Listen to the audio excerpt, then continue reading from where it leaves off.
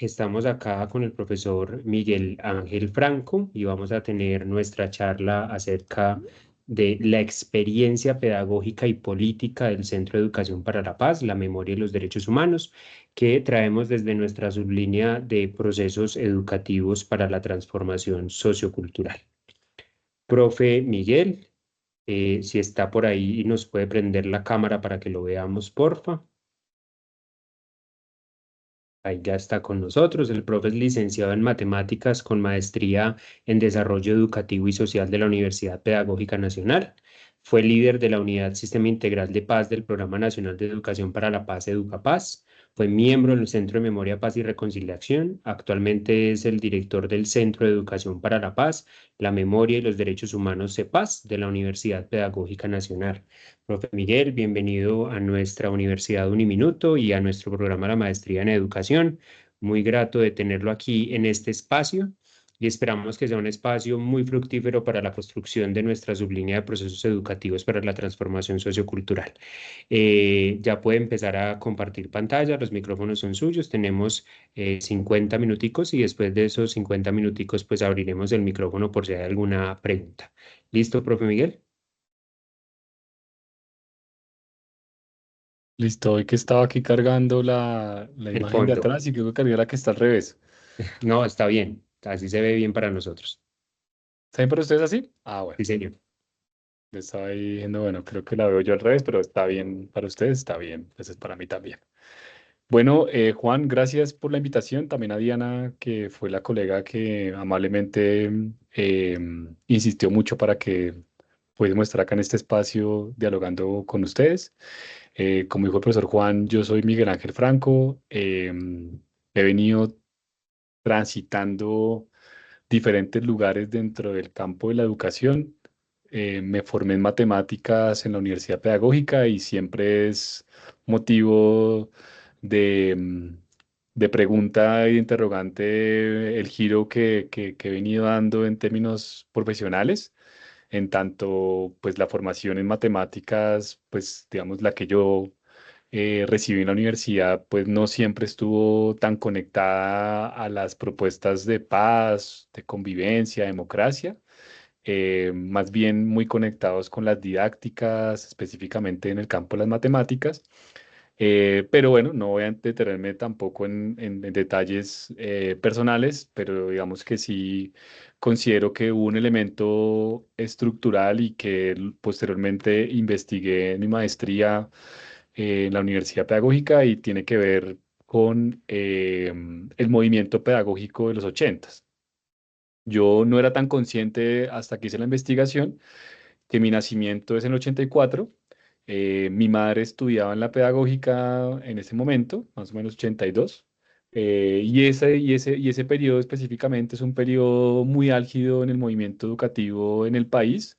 Y quienes acá pues han venido también seguramente estudiando y leyendo sobre el movimiento pedagógico, pues el momento culme de esta propuesta y lo que yo digamos, mencionaba desde que estaba estudiante era que yo era hijo del movimiento pedagógico y lo que pude encontrar en la investigación que hice en la maestría fue pues que digamos que yo soy hijo de una época, ¿sí? Y mi madre también representa una época de transformaciones de políticas educativas y ella encarna, digamos que un posicionamiento también pues ético-político que a mí particularmente pues después en el tiempo seguramente fueron trazas de lo que me llevó a decidir también de manera consciente ser maestro en este país.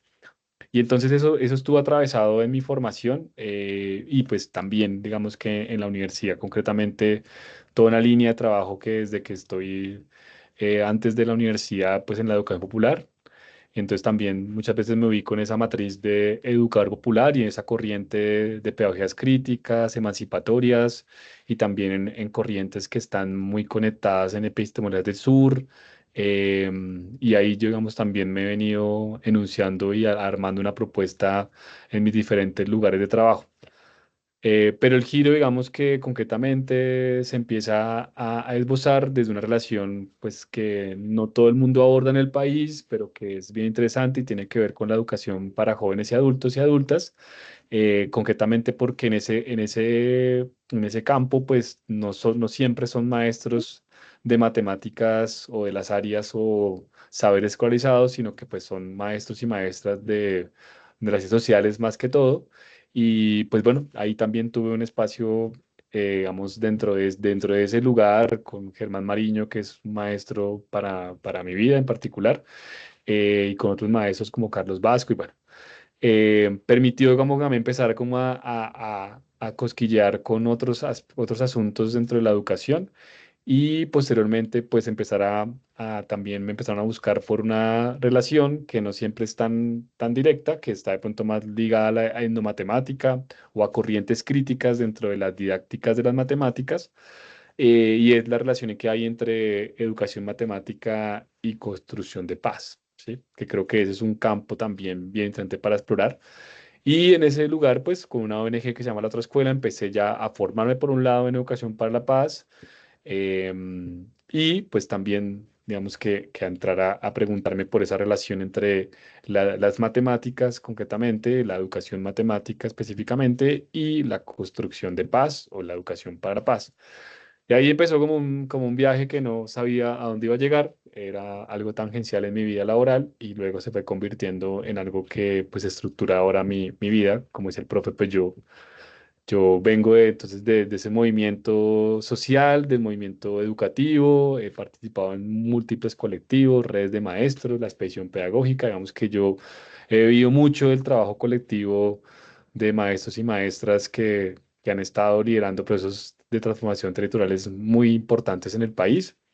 Y por eso también, siempre que estoy en algún trabajo, intento, digamos, que continuar con esa línea del movimiento, digamos, de estar dentro del movimiento social, educativo, en defensa de la vida, de la paz, de los derechos humanos. Y digamos que desde ahí también creo conscientemente en una academia que está conectada, casi que un pie en la academia y un pie en las transformaciones sociales.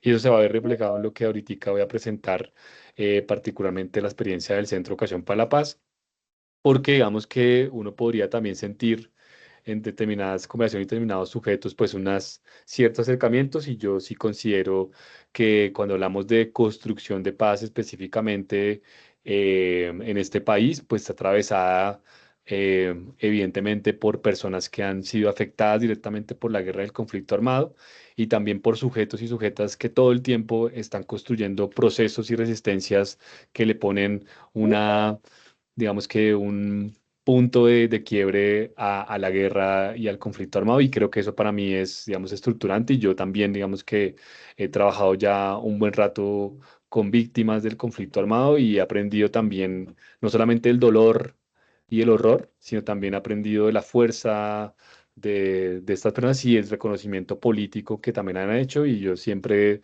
destaco que tengamos una ley de buscadoras hoy en día, es producto de que Gloria Fáez, que los Marina H. del Movise y que diferentes mujeres en este país pues salieron a buscar a sus seres queridos, sus familiares, y eso permitió realmente que hoy en día pues reconozcamos la desaparición forzada como un hecho victimizante profundamente doloroso, que además tenemos una entidad que se encarga en este momento de buscar a personas dadas por desaparecidas y que el país tiene que destinar recursos importantes para que sepamos, digamos, de estas personas, ¿cierto? Y que por otro lado, pues obviamente haya garantías de no repetición y obviamente de no impunidad para los casos que estas personas han dedicado más de 40 años, como en el caso del colectivo 82, un caso muy reconocido que ocurrió sobre todo con estudiantes de la Universidad Nacional y otros jóvenes y otras personas de la ciudad. Pero creo que ahí también se estructura una apuesta ético-política en la que yo, por ejemplo, siento una vinculación muy estrecha y en la que también he estado presente. Y cierro con esta presentación que se alargó un poco.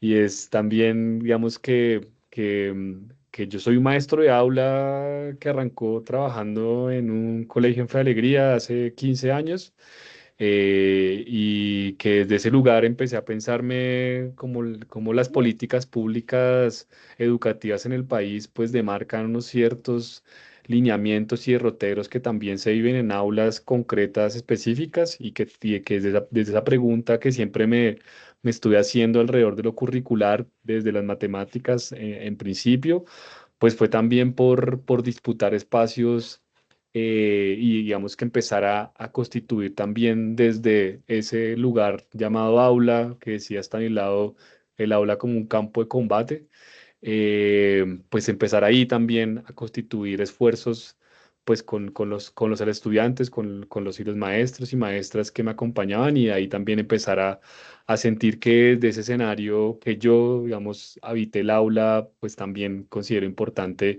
y me ha dado una mirada distinta, posterior, diferenciada seguramente a otros profesionales que no han habitado la escuela, digamos, directamente. También fui director académico de un colegio. Entonces, digamos que me ha permitido también y la vida la ha posibilitado como moverme en diferentes escenarios dentro de la escuela, fuera de ella, pero digamos que siempre cuando me piden un perfil a veces más elaborado, a la escuela aparece de una forma. O sea, yo nunca he estado lejos de la escuela, o sea, nunca. O sea, ya sea como docente, como directivo, ahora como profesor también de una universidad que se encarga de la formación de educadores y educadoras en el país, pero también cuando estuve liderando el proyecto de pedagogía, del equipo de pedagogía del Centro de Memoria, Paz y Reconciliación o en el Programa Nacional de Educación para la Paz, pues siempre estábamos trabajando con maestros, con maestras y creo que ha habido un reconocimiento también de con quienes he trabajado en los colegios, que considero importante, pues porque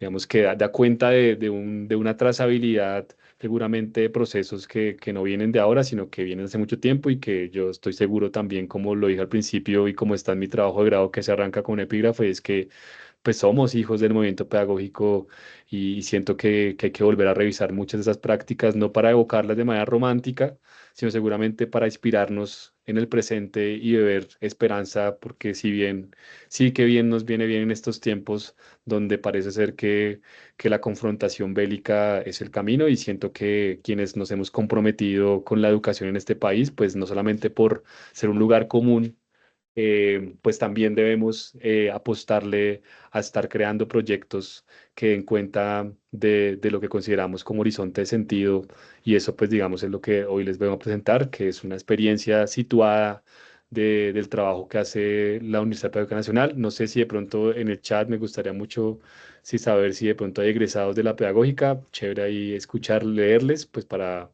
no sé, que no podemos hablar acá todos y todas porque nos quedaríamos en una intervenciones muy largas y sé que el tiempo está muy corto. Ahorita arranca un partido muy importante para el país, así que toca verlo. Entonces, nada, les quiero contar entonces la experiencia política pedagógica del Centro de Educación para la Paz de la Universidad Pedagógica Nacional, lugar donde hoy me encuentro construyendo un epicentro, un punto de fuga de posibilidades y encuentros y van a ver que en la propuesta seguramente harán la correlación de lo que yo les he contado de mi experiencia vital, atravesado también por trayectorias de maestros y maestras, porque hay que decirlo de entrada, el CEPAS no es una dependencia como que nace de la nada, sino que por el contrario también fue producto y confluencia de muchas fuerzas, de muchos avatares, de muchos ires y venires, y es una dependencia reciente en la universidad, tiene 2 años.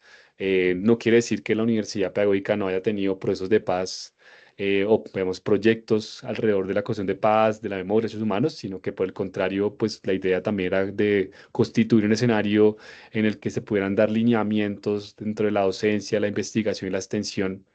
Y por eso digamos que está también la creación de este centro como acontecimiento, ¿sí? En la universidad y que ha venido también ubicando y posicionando unos temas claves, ¿sí? Con unas líneas también. Y entonces voy a compartir pantalla y no olviden los egresados de la universidad si están por acá, pues contarnos ahí en el chat. Si no hay egresados, pues no hay ningún inconveniente.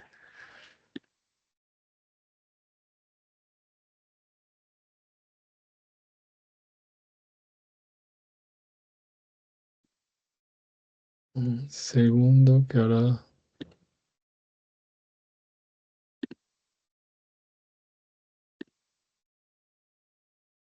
Bueno, miren, ahí la están viendo ya, sí, creo que sí. Sí, señor. La voy a dejar así porque en mi computadora a veces cuando la comparto completa empieza como a enredarse, entonces creo que si la ven bien así, está bien para mí también. Entonces, esta experiencia que hemos construido del centro, y acá lo que les voy a contar, pues tiene mucho sentido en términos de dónde estamos ubicados, de esta brújula que hemos venido encaminando dentro del centro específicamente y que seguramente a muchas que están acá construyendo sus proyectos de investigación, pues estarán también anclados en algunas de estos conceptos o estas matrices, y es que nosotros estamos pensándonos que el centro debe estar dispuesto a potenciar, ¿sí? Como verbo, acción y agencia que nos permite, como lo decía antes en mi experiencia de trayectoria vital, pues digamos que juntándonos a una movilización que no parte de acá, que está, digamos que vinculada en diferentes latitudes de este país, también de Latinoamérica, y que, como lo mencionaba, pues está también anclada y enraizada en la construcción de paz, en la defensa de la vida, de los derechos,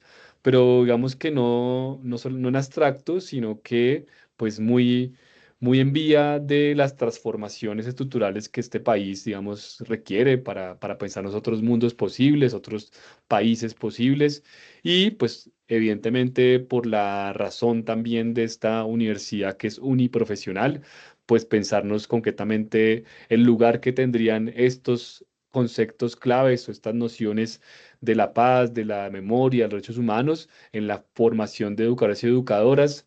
Y hemos adjetivado esta apuesta nuestra alrededor del buen vivir, de la relación que tenemos con la naturaleza, de las prácticas artísticas y culturales, del proceso de memoria e historia, y también de estas luchas, resistencias que, como lo mencioné con el caso del colectivo 82 o del Movice o de ASFAES específicamente, pues también está interconectada pues con las comunidades y con las organizaciones sociales a lo largo y ancho de este territorio.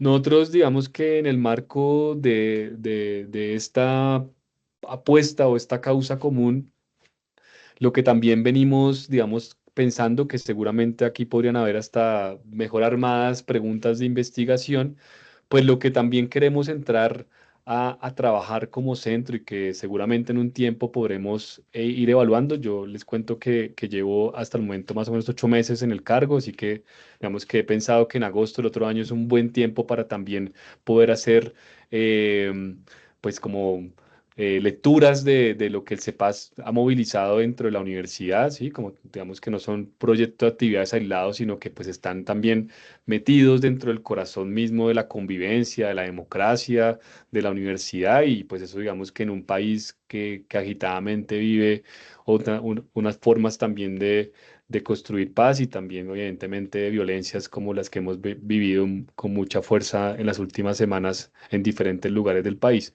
Entonces hay una pregunta que me parece central y que pues obviamente para la universidad es muy importante y tiene que ver con el lugar pedagógico curricular didáctico que tienen estas nociones, ¿sí?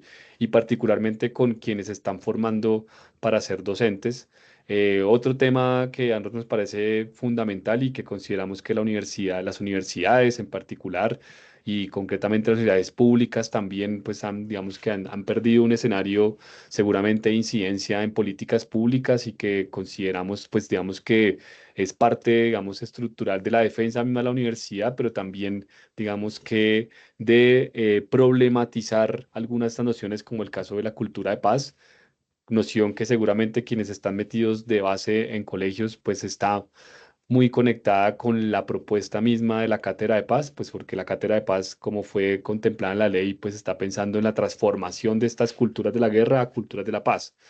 Y también nosotros estamos, digamos que en un momento transicional en el país, digamos que en tanto la firma del acuerdo de paz con las distintas FARC, eh, pues todo lo que puso en el punto 5 específicamente con el sistema integral de paz y particularmente pues con una de las entidades que pues tiene con mucha más fuerza el nombre, que es la Justicia Especial para la Paz, ¿sí? Que trae como de fondo pues dos cosas específicamente, que es la justicia restaurativa y la justicia transicional. No es la primera vez que el país habla de justicia transicional, pero digamos que este periodo tradicional que el acuerdo de paz nos ha puesto en el país, pues ha traído también seguramente muchas preguntas, retos, perspectivas de lo que implica pues negociar políticamente la paz y no digamos que quedarnos en terrenos bélicos. pero como también, digamos, que estamos viviendo y es parte, digamos, de la, pues, digamos, de la vida política del país, y es pues tener el primer gobierno progresista de izquierda, pues también seguramente trajo otras transiciones que estamos viviendo, y lo que, digamos, acá queremos también como CEPAS, pues es entrar a ver esas narrativas que se instituyen en estos procesos. Y hay un asunto que también estamos viendo en estas narrativas específicamente, y es el lugar que tienen las prácticas culturales, artísticas y comunicativas como un eje que puede instituir otro tipo de narrativa, ¿cierto? Y por último, estamos también en esta línea de repensar las conflictividades en dos escenarios como que nos parece como que no son solamente contrastes, sino más bien complementarios, y tiene que ver con las conflictividades y con las resistencias, ¿cierto? Y eso, digamos, para dar cuenta no solamente en el pasado que preguntamos, que indagamos, que problematizamos, sino también muy conectados en esas memorias vivas como contaba y como lo ha puesto muy de presente Ana María Cuesta, que lastimosamente, como ustedes han visto en medios de comunicación, pues falleció, que era la directora del Centro de Memoria, Paz y Reconciliación, que es como esta idea de memorias vivas, que consideramos también como una memoria que no está anclada exclusivamente, únicamente al pasado, sino como lo plantea también Jelin, como esta relación entre estas memorias que nos permiten tejer pasado, presente y la perspectiva de futuro. Entonces, esto nos llevó con los maestros y maestras que hacen parte del CEPAS, con la línea también rectoral, porque pues el CEPAS también hace parte de una línea rectoral, de un PI, y de un PI, ¿cierto? Como estas estructuras marco normativas que tienen las universidades y también los colegios. Nos llevó a pensarnos cuatro líneas estratégicas que nos parece que, digamos, dan línea y dan pista también de hacia dónde nos gustaría construir un centro que está de cara a lo que les he venido planteando del movimiento social por la educación, por la paz, por la vida, por los derechos humanos, y estamos armando un tetraedro que tiene sus cuatro vértices, y que están como esas caras que se forman en el tetraedro, pues también conexiones, ¿no? No es como una figura que desconecta una de otra. Cuando uno plantea líneas, pues corre con este peligro, ¿no? Y es que pues siempre hay unos cruces, unas intersecciones que suelen de pronto por la misma forma como representamos nuestras apuestas, pues a veces no logramos ver esas intersecciones tan fácilmente.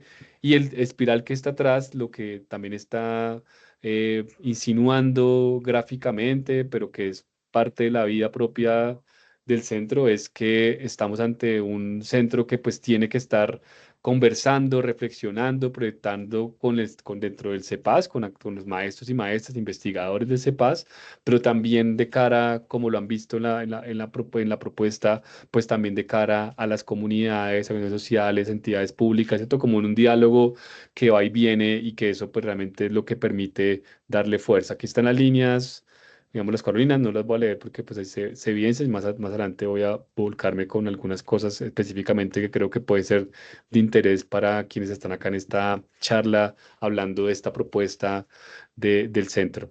Nosotros hemos también, digamos que en esa línea de materialización o de poderle materializar las estrategias, y no vernos como islas, sino más bien como archipiélagos que se interconectan. Hay tres misiones básicas de las universidades, que son la docencia, formación, investigación y extensión social. Nosotros hemos venido, pues, digamos que pensándonos cómo intercruzar y hacer intersticios mucho más, pues, certeros y como más claros en términos de los proyectos, como te van a ver en unos ejemplos que voy a hacer, y es pues ampliar también a la creación, la comunicación, esa política, y ver los cruces, ¿no? Por ejemplo, las universidades, incluido la Minuto de Dios, pues son dos universidades pues también de carácter distinto, privado y público, pero pues digamos que ocurre algo en algún momento similar. En el caso de las universidades, pues hay una apuesta, pues obviamente por gratuidad a algunos de los procesos, pero por ejemplo, un diplomado que ofertamos con el Centro Nacional de Memoria Histórica en temas de memoria, ¿sí? Ese diplomado en principio pues un diplomado de formación para maestros y maestras en diferentes territorios, pero ese diplomado, producto de una sistematización que podemos hacer, puede llegar a tener también incidencia política en el terreno del campo de la pedagogía de la memoria para planteárselo a otros actores, pues porque ahí también podríamos estar dando un lineamiento que partió específicamente de la práctica de maestros y maestras que están construyendo procesos de pedagogía de la memoria en sus escuelas o comunidades y que producto de una sistematización, ¿cierto? Nos logramos pillar unos par de lineamientos que pueden hacer parte de ciencia política. Entonces creo que, digamos, esa es la forma como también estamos planteando el CEPAS, no tanto como actividades que quedan aisladas, sino que procesos que vienen anclados a las líneas estratégicas y digamos que a unos ejes de acción que es lo que voy ahorita a mostrar acá en este momento. Y es que nosotros lo que hicimos fue entonces montar las líneas, ¿sí? Y dentro de ellas unos ejes de acción que nos permiten también identificar pues asuntos que son estructurales y yo pues digamos como lo que planteamos con Diana pues daré no asunto a todo esto porque ya sería como una sesión más de qué hago con una organización social, sino que con ustedes pues intentaré como dar unos puntadas en algunas cosas que considero hasta en un punto, si a alguien le interesa, podría su trabajo de grado estar anclado al Centro Educación para la Paz. No, la razón de ser de esta conferencia no es eso, pero pues si alguien se ve interesado, pues seguramente podríamos conversar posteriormente y sería muy potente también para nosotros como universidad tener un diálogo con la Minuto a través de los estudiantes de maestría que estuvieran interesados en proyectos concretos en los que sientan que las preguntas que ustedes tienen como maestrantes pues están vinculadas de pronto a uno de estos proyectos estratégicos y que tenga como una línea de trabajo dentro del Centro de Educación para la Paz. Entonces, miren, voy a ser muy rápido, ya nos quedan nomás 10 minutos para esto que viene. De ahorita, pues tenemos un espacio de preguntas para que podamos tener. Eh, Se van a cumplir, ya se cumplieron 10 años de la divulgación de la Cátedra de Paz, de la Ley Cátedra de Paz, y ahí enseguida pues han venido los siguientes años, eh, pues han venido pues la ley, el decreto, el documento de orientación metodológicas, los derechos básicos de aprendizaje que tuvieron la cátedra y posteriormente las secuencias didácticas. Hay unos documentos que pues los maestros y maestras que están, digamos que trabajando en la escuela pueden tener para hacer revisiones, como también pues están los documentos y orientaciones que algunas secretarías de educación en diferentes municipios o departamentos o ciudades pues también han promulgado, como el caso de Bogotá, que han tenido ya dos documentos en la alcaldía de Peñalosa, en la segunda alcaldía y en la alcaldía de Costa López, que ustedes podrían revisar sin ningún problema en internet.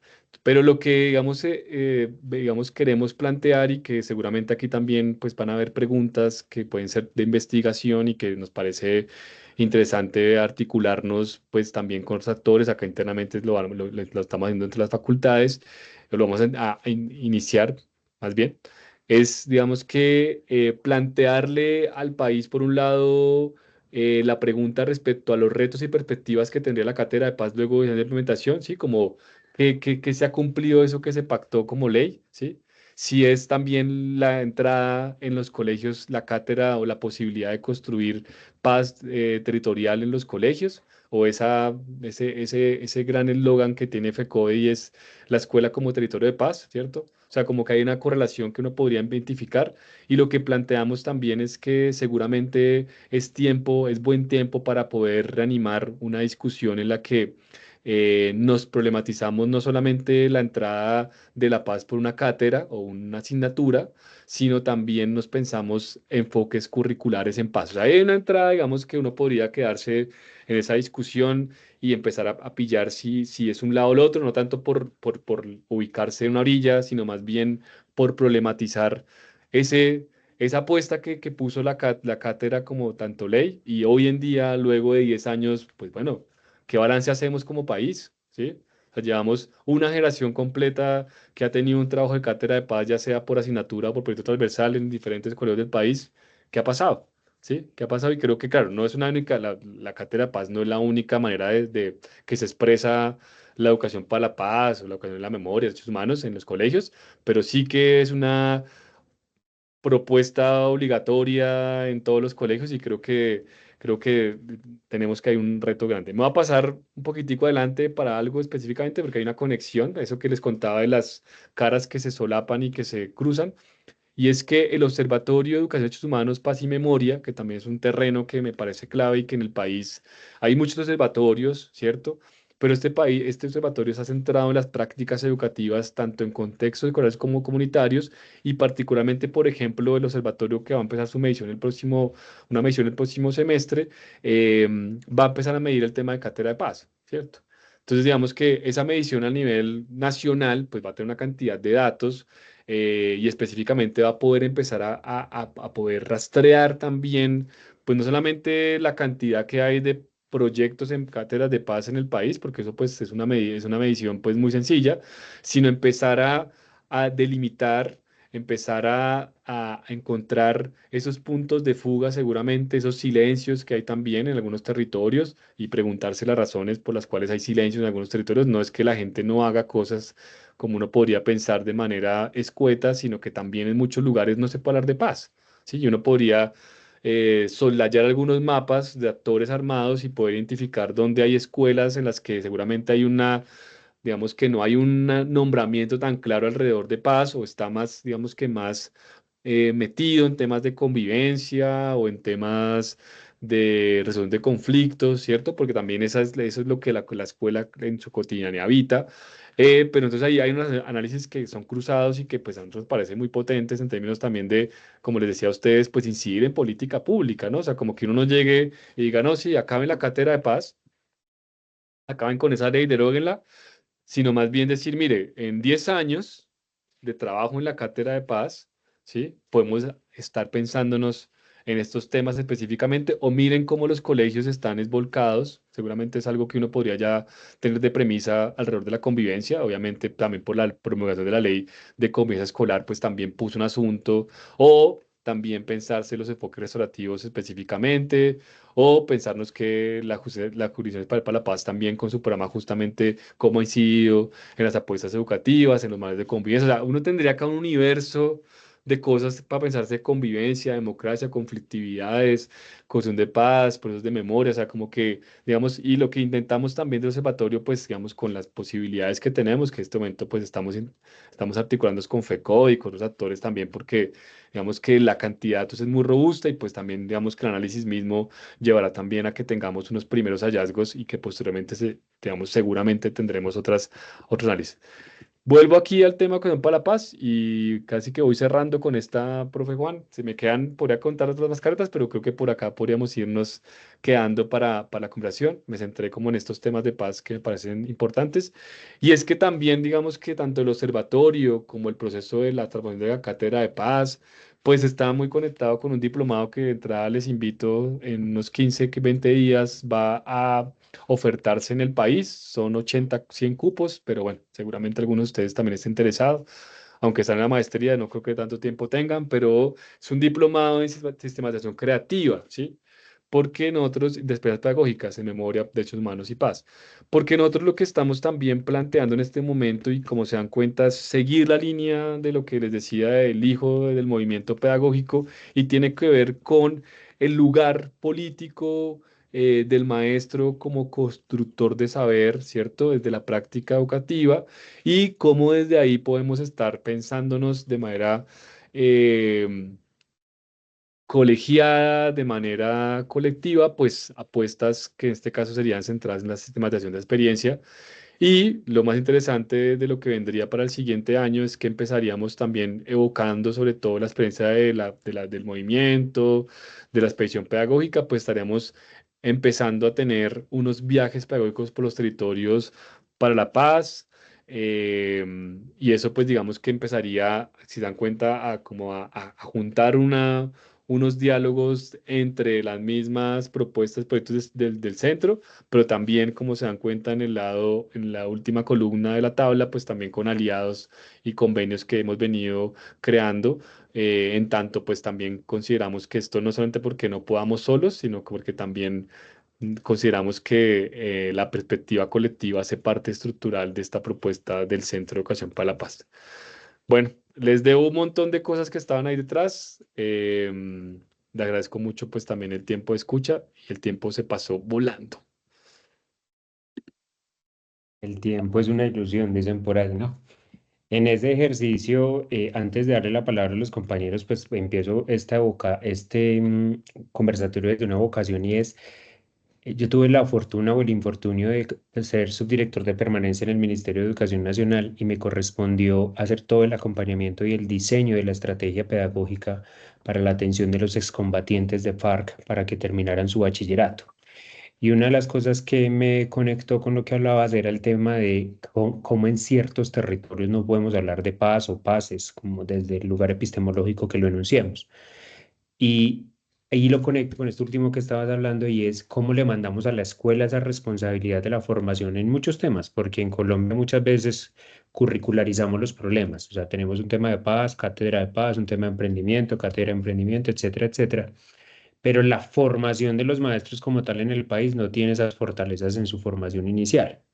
Desde esa experiencia que has visto en el centro y desde esos lugares políticos que se habitan, ¿cuál, Ana, sí crees que son esos retos que tiene la reconfiguración de la formación de maestros para enfrentar estos retos que exige el formar y hablar de paz en la escuela? Sí, yo, digamos, además también, pues claro, tengo una gran ventaja en términos, pues, de mi formación inicial, pues, pues soy profesor de matemáticas, ¿cierto? Y eso, pues, digamos que yo, aunque me ha alejado mucho y le contaba a un profe que me encontré con el que me formé acá en la universidad y le contaba, pues, cómo estás, porque me dijo, "Ve, ¿qué ha pasado con usted en 15 años?" Pues le conté un poco este resumen inicial que les hice a ustedes. Y yo lo que siento es que estamos en un reto muy grande, ¿sí? Porque por un lado estamos ante la ausencia de muchos maestros y maestras que en su formación están convencidos de ser maestros y maestras, por un lado, ¿sí? Donde no se ve como una opción, pues digamos, en su vida profesional el ser maestro y creo que eso es una crisis que habitamos también, no solamente, seguramente no solo en la legislatura, sino también en otros programas de formación a lo largo y ancho del país y en el mundo. Pero digamos que yo lo que siento específicamente y que seguramente, y yo acá en la universidad también lo he planteado, no solamente es que tengamos unas selectivas en las que hablemos de paz como el único camino, o sea, yo siento que lo que, digamos, se debe construir en la formación de maestros y maestras es, digamos que prácticas o entornos en los cuales se problematice el mismo sentido de ser maestro en diferentes contextos, y lo hago con un ejemplo muy sencillo, o sea, si yo realmente, digamos, estoy en la universidad pedagógica iniciando mi carrera como profesor con formación, ¿cierto? Y tengo la posibilidad de escuchar una cantidad de conversaciones, de discusiones alrededor del campo de la educación para la paz, la memoria de derechos humanos, pero además de eso tengo la posibilidad también de correlacionar mis sesiones o apuestas académicas en el aula, no solamente dentro de los objetos didácticos en los que estoy estudiando, sino también la posibilidad de poder esos objetos didácticos problematizarlos de manera interdisciplinaria con otros saberes, pues creo que ahí ya empieza como a haber un cruce distinto porque no seguimos estando islas cada uno en su trinchera didáctica, sino que logramos vernos. Por más que nos hemos formado todo el tiempo cada uno en su saber matemático, química, física, español, social, lo que sea, y luego estamos en la escuela todos juntos otra vez y cada uno está metido en su área. Entonces, claro, no hay posibilidad de hacer proyectos que realmente crucen, ahí sea para otras cosas, para tecnología, o sea, como que cada uno está yendo como, yo tengo matemáticas de octavo grado y doy estos temas que están en estándares o lineamientos, los DBAs. Y yo me muevo aquí, o sea, yo me muevo acá, entonces, claro, no lo logro identificar también, no solamente porque sea el tema de paz, o sea, sí, o sea, puede ser otros temas específicamente como violencias basadas en género, ¿sí?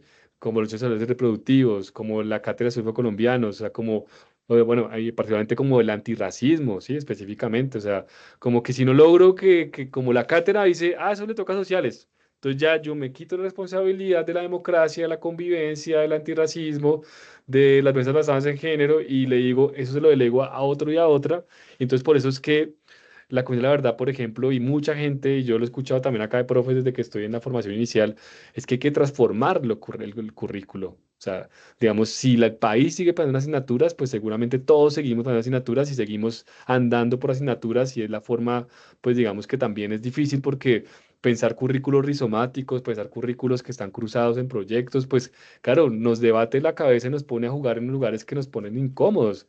Sí, a mí me parece hay un ejemplo muy bello cuando uno piensa en un contexto específicamente, es como, claro, es más fácil lanzarse, coger el tobogán a una piscina y me lanzo y me subo y me meto a la piscina. Es un camino, o sea, me subo, me bajo y llego a la piscina.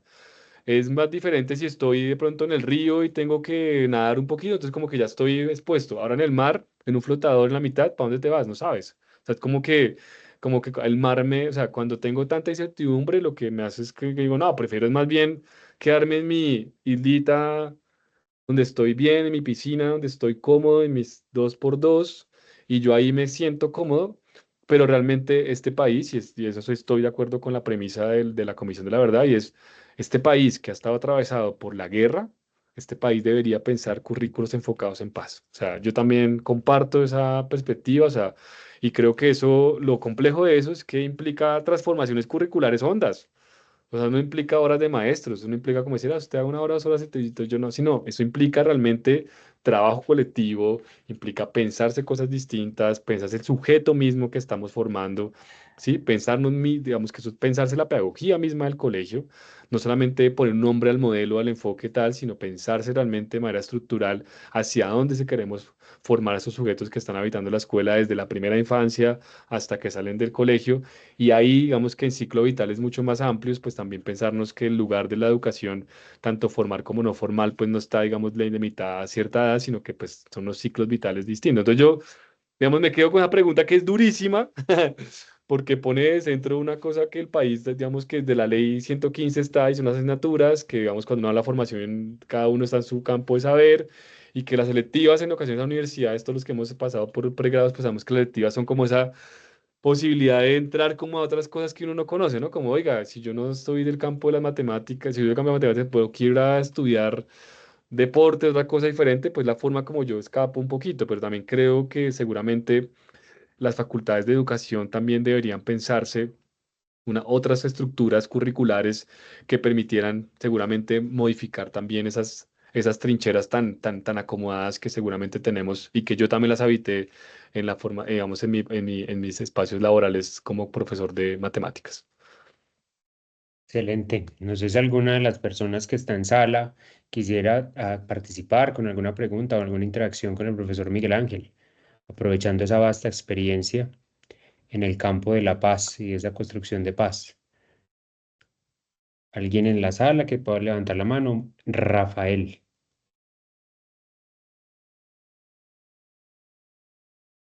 Rafael Mateus. Sí, profesor, ¿me escucha? Profesores. Sí, señor.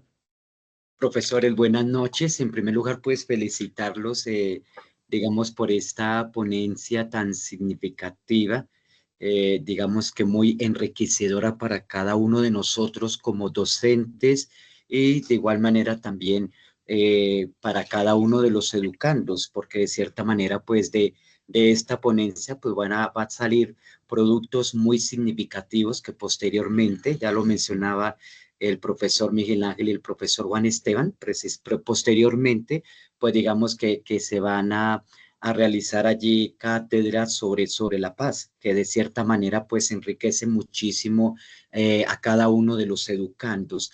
En este contexto, profesores, pues tuve la oportunidad cuando realizaba mis prácticas acá en un colegio en Bogotá y precisamente de realizar un proyecto y este precisamente pues recibía como título, por así decirlo, título general, Juntos Construyendo Paz.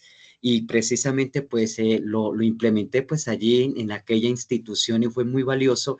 En primer lugar, porque cada uno de los educandos pues tuvo la oportunidad de mirarse en a sí mismo, de conocer, diríamos, en qué estaban fallando, como mirar aquellas problemáticas, por así decirlo, dentro del contexto educativo.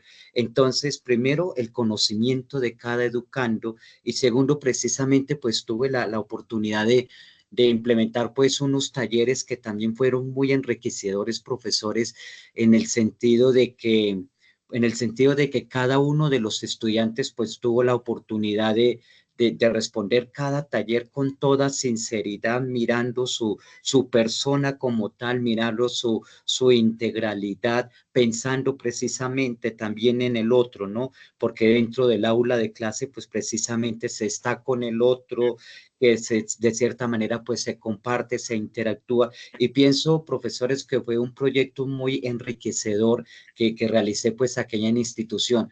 Y por último, profesores, pienso que sí se necesita la cátedra para la paz en cada una de las instituciones y de cierta manera pues se está formando a un ser humano en su integralidad, ¿no? Digamos, la dimensión intelectual es obviamente pues es importantísima, pero de igual manera pensar en otras dimensiones, ¿no? En la dimensión humana, en la dimensión espiritual, en la dimensión humano-afectiva, que de cierta manera pues es muy valioso que se inculquen pues en cada una de las instituciones. Muchas gracias. Muchas gracias, Rafael. No sé, Miguel, si tenés algún eco frente a esa participación. No, es el debate, es el debate.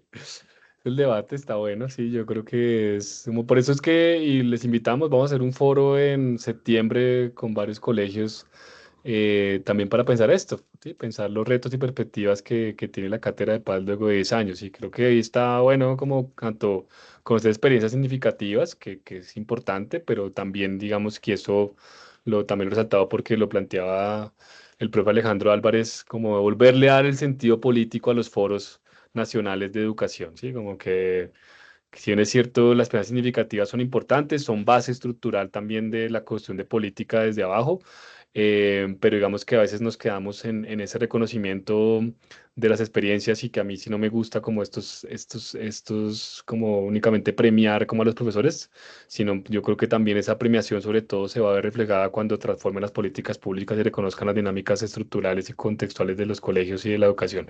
Entonces creo que no es el debate, profe Rafael, o sea, es el debate que estamos planteando y seguramente el observatorio y seguramente también los trabajos que hacen otras entidades a nivel nacional y también el rastreo que ustedes, su trabajo de maestría hacen y bueno, y en muchos otros lugares pues podemos empezar a discutir pues caminos para que salgamos de esta matriz que no solamente está en la educación, o sea, también y en los colegios, la escuela no está ahí nomás la respuesta como la escuela tiene que responder a la transformación estructural de la cultura de paz del país, pues obvio no.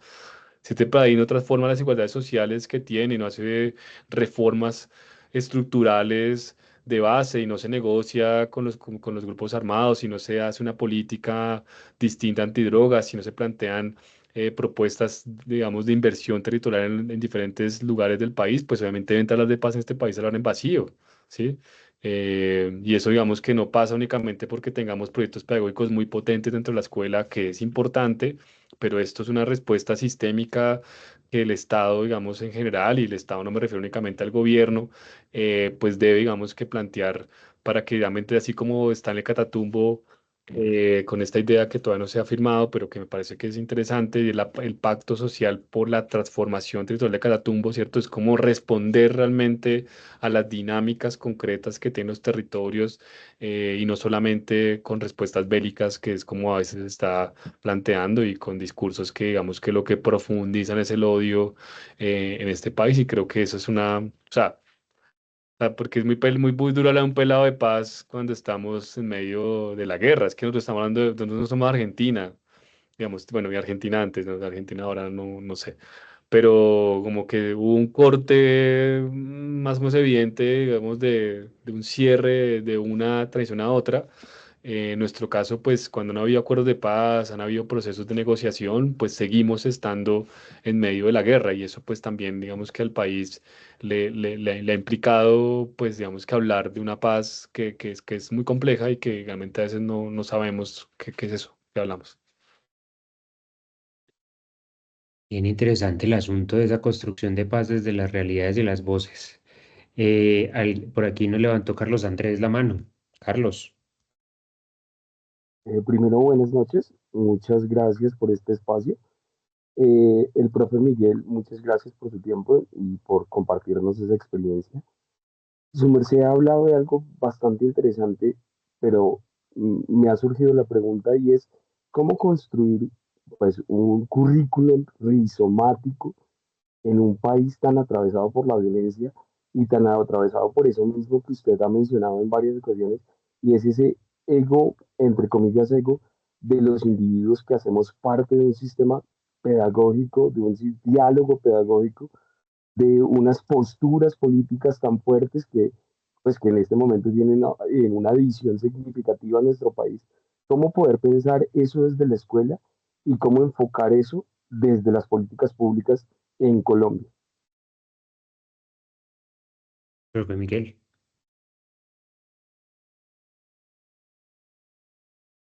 Tienes el micrófono cerrado. Tiene el micrófono. Ah, ya respondí la pregunta, sí, no, entiendo, no. Pues miren, Carlos, gracias por la pregunta, hermano. Mira, pues digamos que son preguntas que me parecen también de un calado fuerte, ¿sí? Como no por evadirla específicamente, sino porque yo siento que es donde la experiencia situada uno podría identificar formas de cómo lo hacen, ¿sí? Y voy a ser muy concreto. Puente Amarillo en el Meta es un colegio. Uno hace colegio y la rectora Rita, pues uno queda encantado cuando uno lo transita, cuando uno camina, escucha a los profes, escucha a los estudiantes. Y entonces uno dice, bueno, ¿qué pasa en este colegio? Pues porque está en el Meta, ¿cierto? Pues de pronto alguien dirá, no, las condiciones de ese colegio pues son favorables, pues porque son estudiantes que tal cosa, porque acá vienen tal estudiante. Bueno, digamos, uno podría empezar a tener variables en las que le dicen por qué un colegio tiene, digamos, determinada potencia en la transformación curricular y le apuesta, digamos, que a otras dimensiones mismas del aprendizaje y del saber, ¿cierto? Pero yo lo que, digamos, podría, digamos, si tuviera en mi voluntad, digamos, que la decisión de transformar, digamos, que curricularmente este país y pedagógicamente este país, yo lo que considero, y digamos, por eso lo he mencionado y parte, digamos, de una intención claramente política, y es que lo primero que este país debe hacer es evidentemente transformar las políticas neoliberales que se han incrustado en toda la apuesta educativa, ¿sí?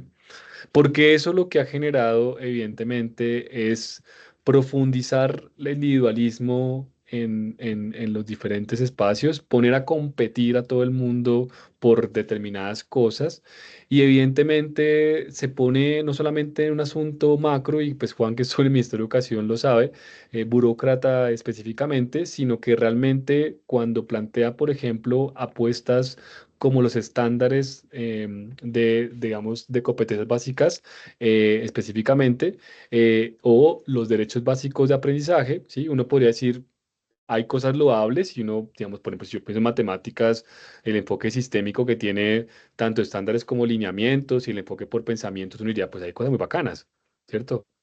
O sea, como que uno dice, hay cosas bacanísimas para pensar, ¿no? Digamos, pero lo que está, digamos, detrás de la política y que se evidencia, por ejemplo, en la evaluación que hace posteriormente el ICFES, pues lo que, digamos, va a dar cuenta seguramente es de parámetros, digamos, de la calidad educativa que lo que están profundizando son brechas y desigualdades sociales y culturales en el país. Entonces, digamos que, por eso es que es difícil, ¿no? Porque uno diría... ¿Por qué este gobierno del cambio no hizo una transformación curricular? O sea, ¿por qué ocurrió en el periodo de Álvaro Uribe Vélez? ¿Sí? Es el periodo más fuerte de los últimos años donde se ha visto un cambio curricular mucho más álgido fue en el periodo de Álvaro Uribe Vélez con lo que él denominó la revolución educativa, ¿cierto? Y uno podría analizar, digamos, entre lineamientos y estándares y EBAs, pues cuáles son las distancias en las propuestas pedagógicas, didácticas, curriculares, pero evidentemente yo lo que estoy planteando aquí, digamos, y no por ser, digamos, que un derrotero netamente, digamos, ideológico de una cierta tendencia política, lo que estoy planteando realmente es una transformación honda a la apuesta curricular y eso pues digamos que nos implicaría como país una conversación que no hemos dado, ¿cierto? Y son conversaciones difíciles, ¿sí? Por ejemplo, en este momento en el Ministerio de Educación están intentando hace muchísimo tiempo lanzar una segunda versión de estándares de competencias ciudadanas. Están también intentando lanzar unos estándares en competencias sociales, ¿cierto? Porque hay también unos debates, digamos, internamente entre los académicos que abordan estos campos, pues, pues digamos, muy fuertes. Pues lo que yo digo es que hay una conversación que no hemos dado, ¿cierto? Y ahora bajemos un poquito muy rápidamente, no voy a pasar por Secretaría de Educación, etc., lo que sea, sino que voy a ir directamente a un colegio concretamente. Pasa algo similar, ¿cierto? Y es que a conversaciones difíciles, donde nos implica lo colectivo, donde implica movernos de la trincherita, del dos por dos, pues evidentemente yo lo he visto, la resistencia es evidente, ¿cierto? Como a conversar y a decir, venga, ¿hacia dónde queremos ir con estos pelados? ¿Hacia dónde queremos llevar esta propuesta? Y no estoy hablando de paz.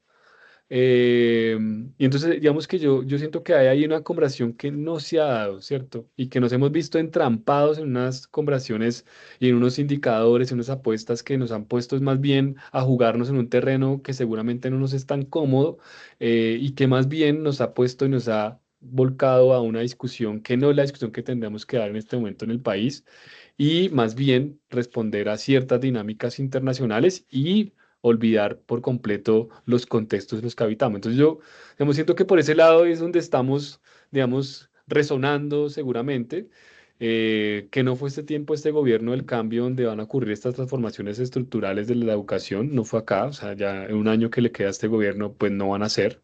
Seguimos con los DBAs, seguimos con estándares, seguimos con lineamientos, además porque es muy interesante que en el colegio, eso me gusta mucho, eso me parece encantador, que en los colegios cuando uno revisa o puede pillar desempeños o indicadores o objetivos, o como lo llame descriptores, como cada colegio lo nombre, uno lo que encuentra es un cruce bellísimo entre estándares, DBAs y lineamientos. O sea, es como que eso me parece a mí interesante, ¿sí? Como, digamos que siguen estando los tres presentes. O sea, no es como que uno haya derogado al otro, ¿sí? Alguien diría, no, pues todos están derechos básicos de viaje. Claro, el ICFES da una línea, porque es donde se evalúa, pero uno cuando empieza a meterse ya en el terreno más, digamos, más agudito de la planeación didáctica, secuencias didácticas, pues encuentra un cruce muy potente y lastimosamente, y hay otro punto que yo trabajé en una editorial y como esto acá grabado, seré muy acentuado con mi comentario, pero las editoriales marcan mucho la línea de los colegios. O sea, las editoriales lo dicen así a boca abierta, es como, profe, no planeé. Aquí está el planeador de todas las sesiones de cátedra de paz. Profe, mire, ¿para qué se enreda? Aquí está ya armada las secuencias didácticas que queremos. Claramente nosotros también como profesores, pues a veces necesitamos inspirarnos, ¿no? Pero claro, perder esa pelea es perder la pelea por el lugar propio del saber pedagógico. O sea, es una pelea que perdemos cuando las librerías, pero las editoriales se nos meten en las aulas todo el tiempo y nos arman las propuestas y planes de aula. O sea, yo creo que ahí perdemos una trinchera nuestra de disputa claramente con propuestas neoliberales, con apuestas que van directamente únicamente a cosas específicas y nos perdemos la posibilidad de encontrarnos en proyectos pedagógicos que realmente transformen la vida de nuestros estudiantes, que es finalmente donde nos metemos nosotros todo el tiempo. Yo creo que ahí es donde está, digamos, como un terreno muy importante. Y otro, el tiempo escolar es un enredo. El tiempo escolar es como el tiempo de esta sesión que se acaba de terminar. Gracias. Miguel, de todas maneras, agradecerte mucho porque una de las cosas que nosotros habitamos en la sublínea es cómo la paz y las paces entran epistemológicamente a aportar a la construcción del campo profesional de la pedagogía y cómo en ese ejercicio tenemos que seguir, desde una apuesta que tenemos de seguir problematizando inclusión, equidad, paz, conflicto, porque tenemos que llevar eso a que se hable en el campo de lo científico para que empiece a resonar en otras lógicas y dinámicas. Agradecerte en nombre de la universidad, de nuestro programa La Maestría, por este valioso espacio. Le pido por favor a los asistentes que nos ayuden diligenciando la asistencia que les he copiado en el chat. Y agradecerte, Miguel, por este espacio. Muchas, muchas, muchas gracias. A todos les dejo simplemente seguir habitando los espacios. Me encanta ese concepto de habitar la escuela. Y les recomiendo un poco ese texto de Rancieri, donde habitar ese ejercicio desde lo sensible y donde el reparto de los sensibles de estética y política pues empiezan a comprender esos roles que vamos jugando en la escuela de una manera distinta. Miguel, muchísimas gracias y te deseamos una feliz noche y feliz noche para todos. Hola a todos, que estén bien. Chao.